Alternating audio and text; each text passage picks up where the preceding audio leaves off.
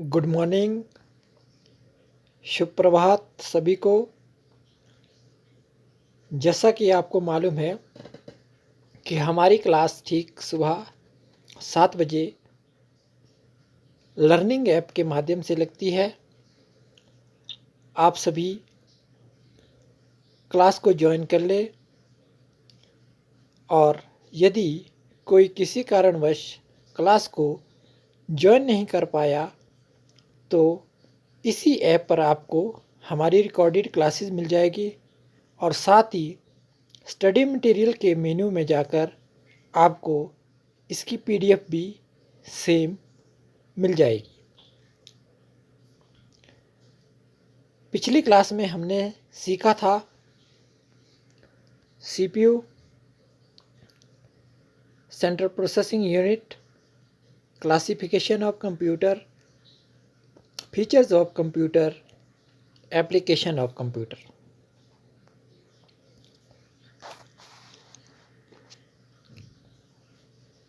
आज हमारी first batch की क्लास 3 है।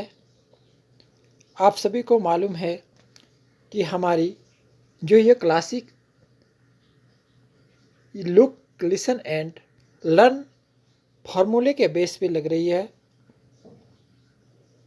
जिसमें आपको बिल्कुल साधारण भाषा में हिंदी व इंग्लिश दोनों लैंग्वेज में बिल्कुल सरल तरीके से समझाया जाएगा, जिसमें आपको केवल लुक, लिसन एंड लर्न फार्मूले के साथ अपनी तैयारी करनी है ताकि आप 100% JOIT के एग्ज़ाम में सभी प्रश्नों को अटेम्प्ट करके आए और अपना लक्ष्य प्राप्त कर सके। यहाँ पर आपको रटने पढ़ने की कोई आवश्यकता नहीं है, सिर्फ आपने ध्यान से देखना है, सुनना है और सीखना है। तो आज हमारी 3rd क्लास है। आज हम कंप्यूटर के विकास के बारे में पढ़ेंगे।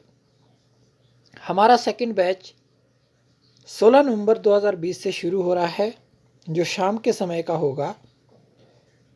जो भी इसमें जुड़ना चाहे 5 तारीख से 14 तारीख के बीच आप ऑनलाइन रजिस्ट्रेशन कर सकते हैं, जिसका लिंक आप सभी को शेयर कर दिया जाएगा। जहाँ तक कंप्यूटर के विकास की बात करें तो सबसे पहले चार्ल्स बेबेज का नाम आता है। चार्ल्स बेबेज आप सभी ने सुना होगा। आप यहाँ पे इनका चित्र भी देख ले। इस तरह के थे ये, जिन्हें फादर ऑफ कंप्यूटर कहा जाता है, कंप्यूटर की दुनिया का पितामह कहा जाता है। चार्ल्स बेबेज ने सबसे पहले 1822 में डिफरेंस इंजन का निर्माण किया था। यह डिफरेंस इंजन किसी कारणवश असफल रहा। फिर इन्होंने हार नहीं मानी, अपना यह प्रयोग सुचारू रूप से चलाए रखा और 1837 में एनालिटिकल इंजन बनाया। यह प्रयोग इनका सफल रहा, जिसके फलस्वरूप इन्हें कंप्यूटर का पितामह कहा जाने लगा। यह कंप्यूटर आधुनिक कंप्यूटर की तरह ही काम करता था। यहाँ पे देखिए आप, हम साधारण भाषा में चित्रों के माध्यम से आप सभी को यह क्लास बताते हैं ताकि आपको जो आप इस क्लास में पढ़ते हैं उसे कभी ना भूले। इसीलिए आपको ध्यान से देखना है, सुनना है और सीखना है। तो ये था हमारे पास चार्ल्स बेबेज का पहला डिफरेंस इंजन, जो असफल रहा था, और इस तरह का कुछ दिखता था हमारे पास, जो एनालिटिकल इंजन था। चार्ल्स बेबेज ने एनालिटिकल इंजन 1837 में बनाया था और जो 1822 में इन्होंने डिफरेंस इंजन बनाया था वह असफल रहा था।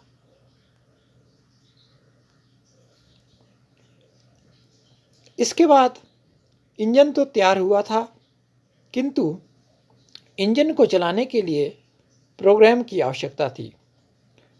तो जो हमारे पास फर्स्ट कंप्यूटर प्रोग्रामर थी वो थी हमारी लेडी एडा लवलेस अगस्ता, जिनको आप लेडी अगस्ता के नाम से भी जान सकते हैं। चार्ल्स बेबेज के पहले एनालिटिकल कंप्यूटर को प्रोग्राम देने वाली प्रथम जो प्रोग्रामर थी वो थी लेडी अगस्ता। यह प्रोग्राम इन्होंने 1842 ईस्वी में बनाया था। इसके बाद बात आती है पंच्ड कार्ड की। ये पंच्ड कार्ड आपने सुना होगा नाम, इस तरह का दिखता था कुछ। इसकी आवश्यकता क्यों पड़ी?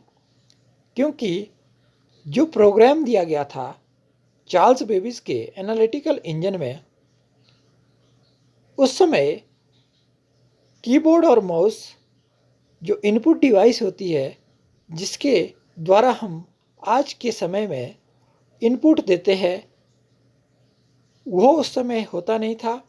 तो हरमन हॉलर्ड नाम के व्यक्ति हुए, इन्होंने एक पंच कार्ड तैयार किया। यह पंच कार्ड एक कठोर कागज का एक टुकड़ा होता था जो पूर्व निर्धारित पदों पर छेद के रूप में डिजिटल डाटा को संग्रहित करता था। एनालिटिकल इंजन में प्रोग्राम पंच कार्ड के माध्यम से दिया गया, क्योंकि पहले की कीबोर्ड और माउस नहीं होते थे। पंच कार्ड का आविष्कार हरमन हॉलर्ड ने 1890 में किया था। इंपॉर्टेंट क्वेश्चन है, पंच कार्ड पूछा जाता है कि पंच कार्ड के आविष्कारक कौन थे? तो हरमन हॉलर्ड थे। 1890 में उन्होंने ये प्रोग्राम दिया था। और यहाँ पे देखिए आप, आईबीएम की शुरुआत भी इन्होंने ही की थी। आईबीएम इंटरनेशनल बिजनेस मशीन की नींव भी हरमन हॉलर्ड ने रखी थी। नेक्स्ट देखिए, नेक्स्ट आता है हमारा एबकस।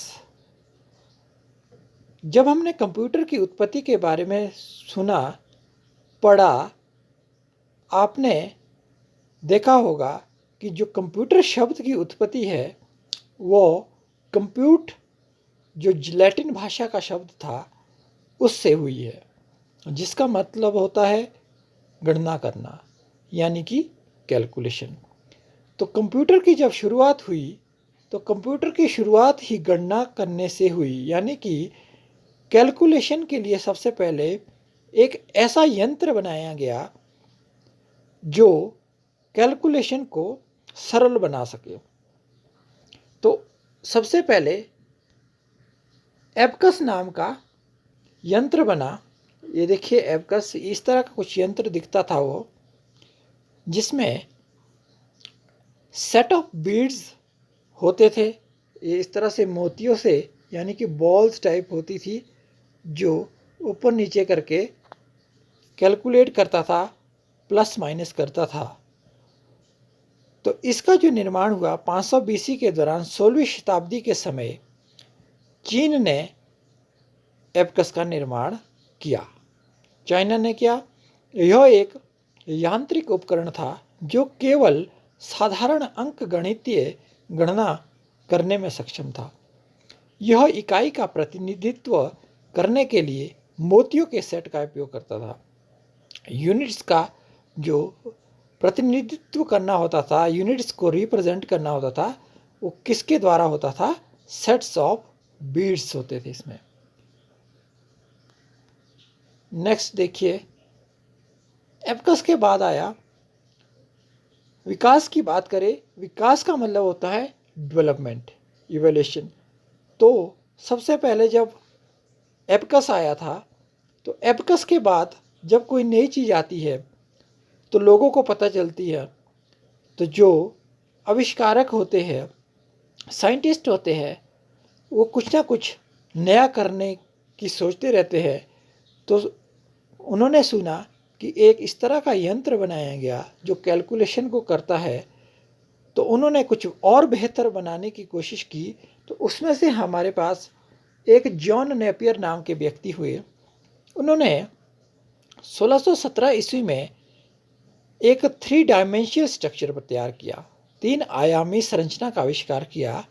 वो क्या करता था, 0 से लेकर 9 तक जिसमें संख्या रखी गई और 0 से 9 तक के अंकों का परिणाम वो निकालता था। टेक्नोलॉजी यूज्ड फॉर कैलकुलेशन, जो ये टेक्नोलॉजी थी कैलकुलेशन की, जो नेपियर बोन्स नाम से जानी गई। जॉन नेपियर ने इसका आविष्कार किया। इसके बाद आता है आपका पास्कल लाइन। अब पास्कल लाइन भी एक कैलकुलेटर ही था। जिस तरह के कैलकुलेटर आज के समय में होते हैं उसी तरह का वो दिखता था। कैलकुलेशन के लिए प्रयोग किया गया। तो 1642 में ब्लेज पास्कल नाम के व्यक्ति हुए।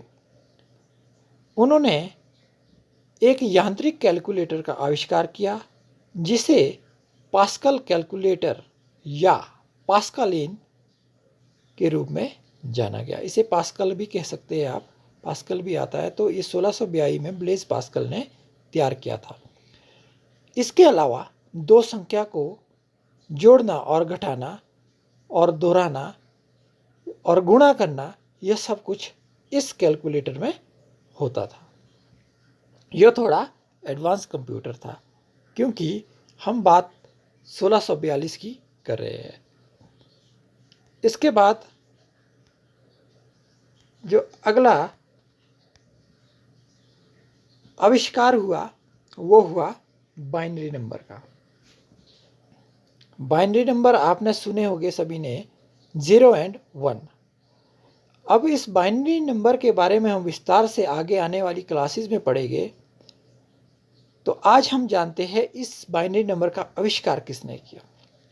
1671 ईस्वी में गॉटफ्रीड लेबिज ने बाइनरी नंबर 0 एंड 1 का आविष्कार किया। गॉटफ्राइड लेबनिज जिनका नाम था, यहाँ पे आप उनकी तस्वीर भी देख सकते हैं, ये थे वो बाइनरी नंबर के आविष्कारक। केवल इन्होंने 0 एंड 1 का आविष्कार किया था। किंतु बात आती है बुलियन अलजेब्रा की, यानी कि 0 एंड 1 का काम क्या होगा और वो कैसे वर्क करेगा। यह आविष्कार जॉर्ज बुली नाम के एक व्यक्ति ने किया, जिनकी तस्वीर आप यहाँ पे देख सकते हैं। 1854 ईस्वी में जॉर्ज बुली ने बुलियन अलजेब्रा का आविष्कार किया। इन्होंने बताया कि 0 और 1 को जोड़ा जाता है और 0 और 1 का मतलब बंद और चालू भी होता है, यानी कि ऑफ और ऑन। 0 का मतलब क्या होता है, ऑफ होता है, और 1 का मतलब होता है ऑन। नेक्स्ट है फर्स्ट मैकेनिकल लूम। इसके बाद 1801 में जोसेफ जैकार्ड ने एक कार्ड तैयार किया जिसका काम बुनाई पैटर्न के लिए होता था। ये उतना इम्पोर्टेंट नहीं है, पर इसके बाद ये आया था। कई बार पूछा भी जा सकता है, तो आपको सिर्फ इतना ध्यान रखना है कि फर्स्ट जो मैकेनिकल लूम है उसका आविष्कार जोसेफ जैकार्ड ने, जो जोसेफ जैकार्ड था उसने बुनाई पैटर्न के लिए इसका उपयोग किया था। इसके बाद आप जो इम्पोर्टेंट है वो है टैबलेटिंग मशीन। ये थी आपकी टैबलेटिंग मशीन। इसका आविष्कार हरमन हॉलंड ने किया, जिन्होंने पंच्ड कार्ड का आविष्कार भी किया। हरमन हॉलंड ने छिद्रित कार्ड पर संग्रहित डाटा को सारांशित करने के लिए एक सारणीबद्ध मशीन तैयार की। यह प्रोग्रामिंग की ओर एक कदम था। यह पहली इलेक्ट्रोमैकेनिकल मशीन थी। पूछा जा सकता है कि फर्स्ट इलेक्ट्रोमैकेनिकल मशीन कौन सी है? तो फर्स्ट इलेक्ट्रोमैकेनिकल जो मशीन है वो टैबलेटिंग मशीन थी। इसका आविष्कार इन्होंने जो जनगणना होती है, जनगणना के लिए किया था।